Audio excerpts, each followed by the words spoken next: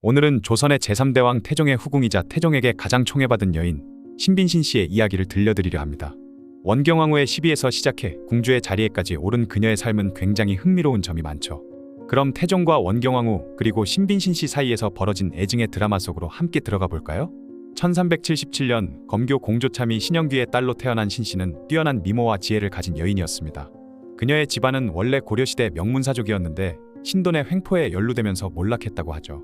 그녀는 원래 태종의 정비인 원경왕후의 나인으로 입궁했으며 이후 태종의 눈에 들어 후궁이 되는 파격적인 신분 상승을 이뤘습니다.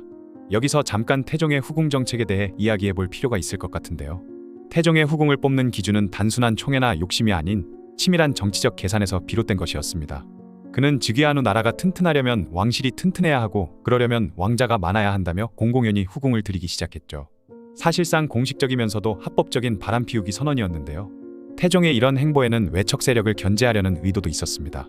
당시 원경왕후의 외가인 민씨 가문의 영향력이 점점 커지고 있었기 때문이죠. 이런 태종의 후궁 정책 때문에 가장 큰 상처를 받은 것은 바로 원경왕후였습니다. 원경왕후는 두 차례의 왕자의 난을 함께 헤쳐나갔던 이방원의 든든한 조력자였죠. 하지만 남편이 왕이 된 후 그녀가 마주한 것은 끊임없이 들어오는 후궁들이었는데요. 태종은 심지어 원경왕후의 시어머니인 신덕왕후 강씨의 시비였던 효빈 김씨를 후궁으로 들이기까지 했습니다. 설상가상으로 이번에는 자신의 나인이었던 신씨마저 남편의 후궁이 되는 것을 지켜봐야 했으니 얼마나 가슴이 아팠을까요? 신씨는 원래 원경왕후의 총애를 받던 나인이었습니다.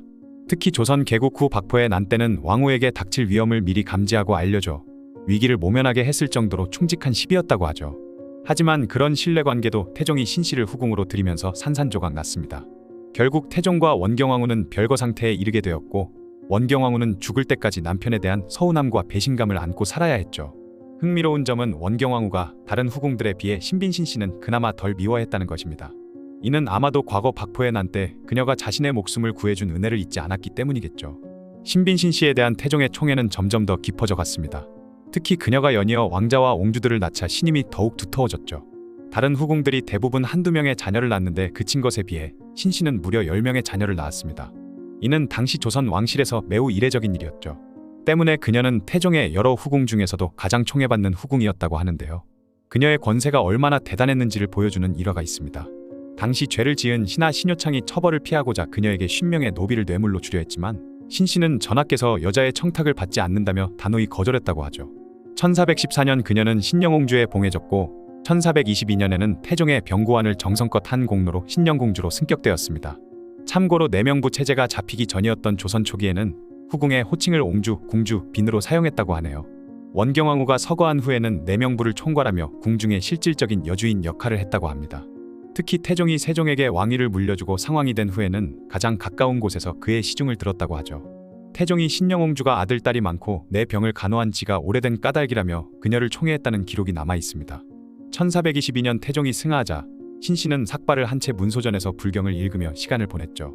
심지어 태종을 위해 금으로 법화경을 정성스럽게 옮겨 적었다고 하니 태종에 대한 그녀의 마음이 얼마나 깊었는지 알 수 있습니다.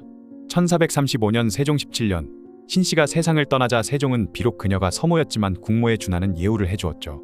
친히 신하들을 거느리고 조문을 했으며 수의까지 하사했다고 합니다. 1872년 고종 때의 신씨는 정일품 신빈으로 추증되었는데 이는 그녀의 생전 공적을 인정한 것이겠죠. 현재 그녀의 묘소는 경기도 남양주시 와부읍 도곡리에 있으며 2001년에 경기도 문화재 자료로 지정되었습니다. 특히 그녀의 묘역에 있는 장명 등에는 신영공주 4글자가 새겨져 있는데 이는 조선시대 후궁들의 묘역 중에서도 유일하게 궁주라는 표식이 보이는 의미 있는 유적이라고 합니다. 시비에서 시작해 태종의 가장 총애받는 후궁이 되기까지 신빈신 씨의 삶은 마치 한 편의 드라마 같았죠. 그녀가 남긴 자취는 지금도 남양주의 조용한 산자락에 고스란히 남아있다고 하는데요.